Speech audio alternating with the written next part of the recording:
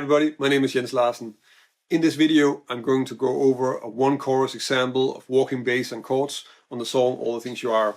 This is an example that I first just improvised and then I transcribed it. And the tempo is a little bit higher than what I normally do with these type of videos. So it's a medium up, it's 170, 175. And that means that there are certain things that you need to do differently. And there are certain things that are a little bit harder to do. So you want to be more practical about how you approach it. But in this example, you can see how I work with this.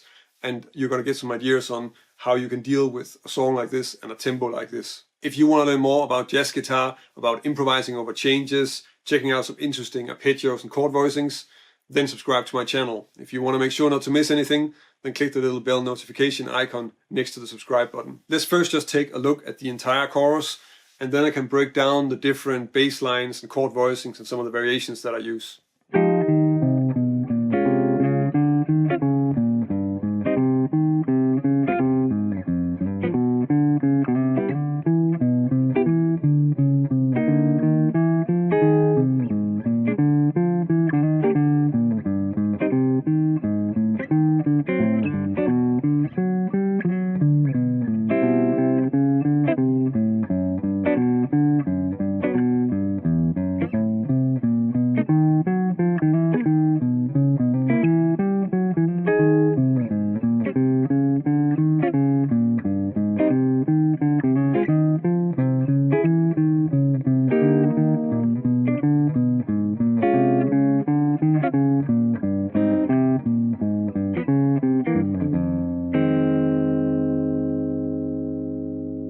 Let's take a closer look at this example.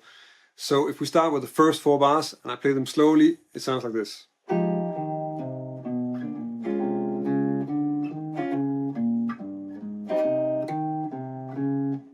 So here I'm starting with an F minor 9 voicing. And this is one of the few places where I'm really laying down the chord on the beat. Most of the time I kind of tend to have the chord put somewhere else or actually on the one end, because that's sort of the easiest place to have it, that means that I have my fingers free to move around with the bass line and I don't have to think so much about the chord. And I think that's one of the consequences of playing a higher tempo. You sometimes want to make sure you make some choices so that you keep it simple for yourself and don't get locked down, because this is the kind of thing, if you start thinking too much about the chords, then you're going to mess up the time. And I think the priority here is really to keep the bass line moving. So in that's also what's really clear in some of the bass lines, because they're quite simple. The main point is that they're there and that they're fairly clear. So I start with the F minor 9 chord here, really just laying down the beginning of the chorus. Then my bass line is just walking down the arpeggio. So root, 7, 5, leading note, down to the B flat minor 7. And here I first have the root here, and I'm playing the root with my second finger and the chord with my 4th finger. The reason why I'm doing that is because one of the variations I do use once in a while is to play a sustained chord while the bass line is moving. In this case, I already know how I'm going to play the E flat 7. This is sort of a standard thing that I do really often. So I play the B flat and then add the sustained chord. It's not written like that in Guitar Pro, but I couldn't do that. And then walking up the bass line, so just B flat, C, D flat, D, leading up to the E flat, and then doing the same here. So first the root, adding the chord, then down the arpeggio, and then to A flat, another drop 3 voicing. Here the bass line is just a triad, and then we're on the D flat. The D flat bass line is also just using the aperture of the chord, so root, chord under here, and then 7, 5, down to the 3rd. And I'm really just shifting position down here to go up to the G, and then on the G7, so adding the chord. Here the chord, so on the D flat, this is a drop 2 voicing of course. On the G, it's just a shell voicing. And then the triad, leading note. And here I had an extra leading note, so and that's on the 4 end. And what I'm doing here is really just, it's almost like I'm imagining playing like a whole B major up to C major, but it's like my fingers are ready here and prepare to go down on the C, and I'm just sliding them in place to add that chord.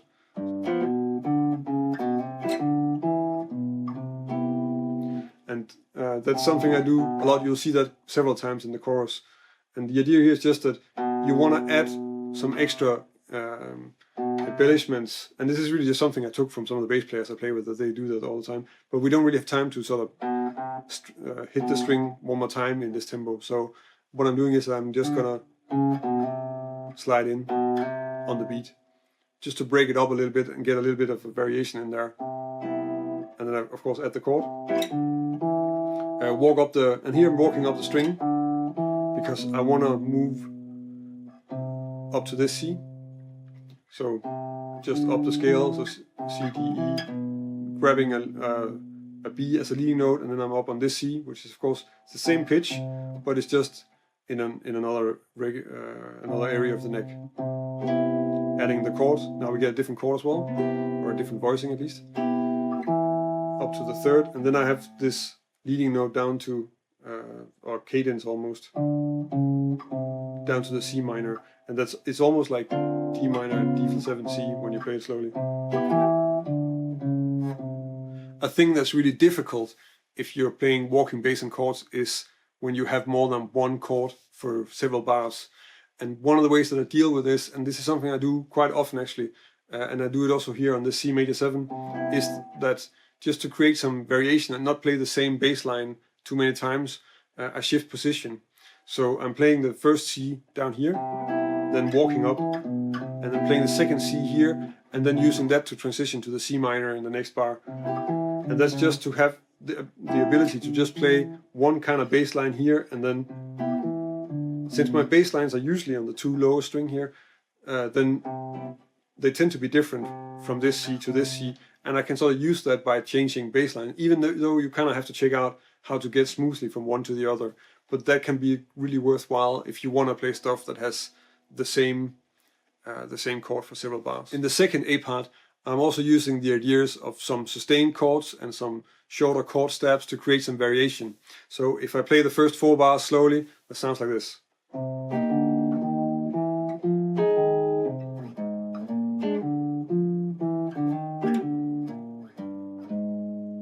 So here I'm using exactly the same idea as I did with the B flat minor 7, because I'm playing the C minor 7 with as a drop 3 voicing, and then using my 4th finger for the chord part, and then 2nd finger for the bass note, and the same type of bass line to take me to F minor.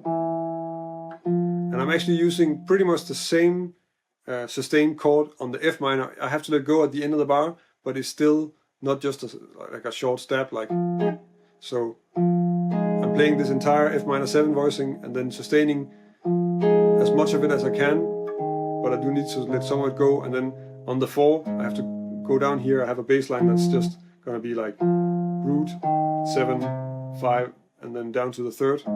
And here I just have to let go of the chord up to the B flat 7, and this chord is then a stab. The E flat 7 is the same. Again, I'm sliding into the E flat 7, and the E flat 7 bass line is just the basic E flat major 7 arpeggio, so E flat D, B flat G. The second half of this A part sounds like this.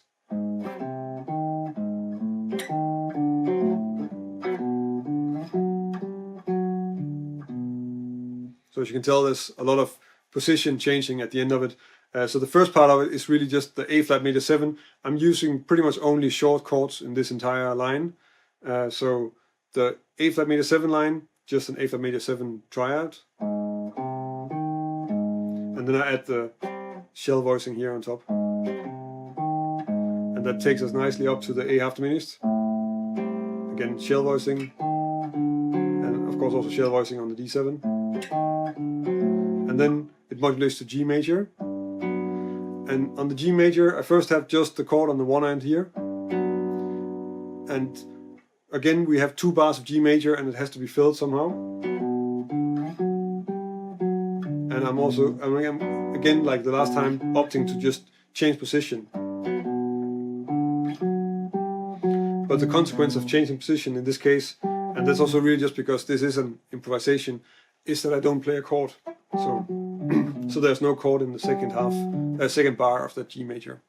And then we go to the bridge. The first part of the bridge is a 2-5-1 in the key of A major, and I'm using exactly the same idea as what I used in the very first 2-5 in the piece, which is of course B flat minor, E flat 7 to A flat major.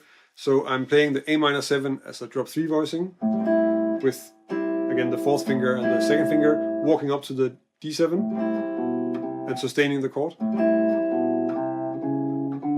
Adding the D7 here, and down the arpeggio, and then on the G major 7.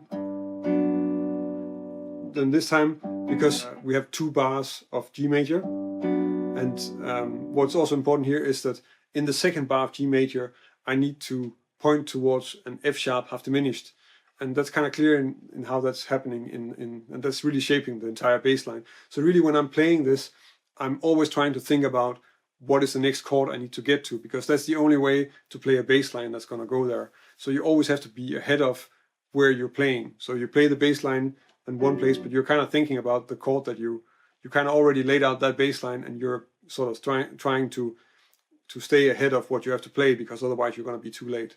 So the bass line I'm playing on the G major is first just this bass line with the third and the fifth. So the bass line that I'm playing on the G major is just first the triad, and then just skipping down and grabbing the F sharp to stay in the area really, and then again another short chord step with this drop 3 voicing, and then I want to hit this F sharp. So the way I do that is I go up to the third, back to the root, and then I grab the E to point towards the F sharp. So, and then I move on to the second part of the bridge. So if I play the second part of the bridge slowly, then it sounds like this.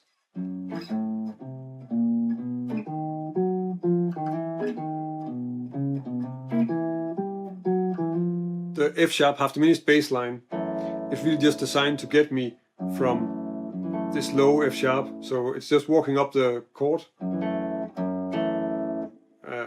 third, fifth, then a leading note to get me up to this area of the neck. The reason why I want to get up here is really because the B7 is going to resolve to an E major, and I find it difficult to work with sort of the low E major where I don't have sort of a fretted note, and I can't go any lower with the bass line, so I prefer to have that up here, and that's why I go up here with the B7. So, and that's just triad, and then again using a leading note that's sliding into the root of the E major, adding a chord, and then down the arpeggio, and then C sharp and a B as sort of encircling the C7. So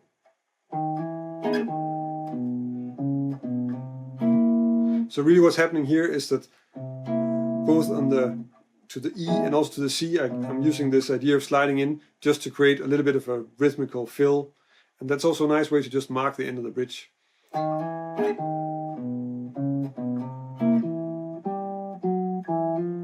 And that's also what I'm doing at the end of the C7.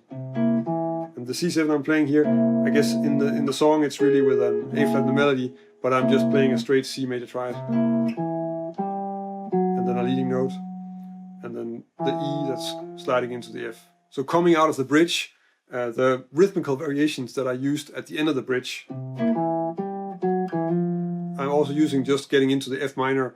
And the way that's happening here is, with the other ones I've actually been using slides to create the legato. In this one I'm using a hammer-on to lay down the F, and then I can just easily put these two notes on top, so I can use this shell voicing here, which is I think the only place that I use a shell voicing like that, where the chord part is on these two strings and not on the middle strings. But it's a nice way to also reference the melody, because of course the melody is an A flat in this place in the song, and that makes it really clear, and that's also why I'm sustaining that chord a little bit longer. And then the bass line is just basic arpeggio stuff, and then at the end of the bar I cannot of course sustain chord here because I have to skip down to the A flat. Then we get the B flat minor part, and that's really similar to the other times I had the B flat minor, except for the fact that I'm not sustaining the chord. So, and up to E flat 7, which is also very similar in the bass line, so just arpeggio. And then the A flat major 7. And this time with the A flat major 7, on the leading note, I'm again using the idea of having an extra leading note to the D flat that I can slide into. And now we get that part of the last A where it's different from the first A, in that it goes to the 4th degree, and then instead of modulating, it goes to 4 minor, 3, flat 3 diminished, and then 2 5 just to end the song. The way that's happening is I'm sliding into the D flat, adding the chord, and then the bass line is completely similar to what I'm playing on the C and C major 7 in the first A part. So it's just root, 9th, 3rd, and then grabbing the 7th again here to point to a D flat. Now the D flat is a D flat minor chord. So I'm first playing the D flat, adding the chord, and now we get a descending version of the same melody. So I'm skipping up to 3 and then just down the scale, because that's a nice way to get to the C minor. And here on the C minor, I'm again going up a scale, so, and then I'm skipping down to the 7th to get down under to the B flat under the B, because then I can go to the B really easily, and then we have the B diminished. The B diminished bass line is just first up the arpeggio, and then back down, and this is really just to get us to the B flat minor 7 for the last 4 bars. The final 2-5-1 is again using the same pattern that I used for both the G major 2-5-1 and also the first A flat major 2-5-1. So this B flat minor 7 drop 3 voicing, and then walking up the bass line, going to this E flat 7 down the arpeggio, and then because it's the sort of ending of the melody, then I'm back with playing the A flat major 7 on the beat. So that's the other place where I do this, except from the top of the chorus. And that's just a drop 3 voicing. And then because I know I have to go to a G, I just go up to the 3rd, so up to C, and then down the scale. And then I can easily go to the G half diminished. And then it's a simple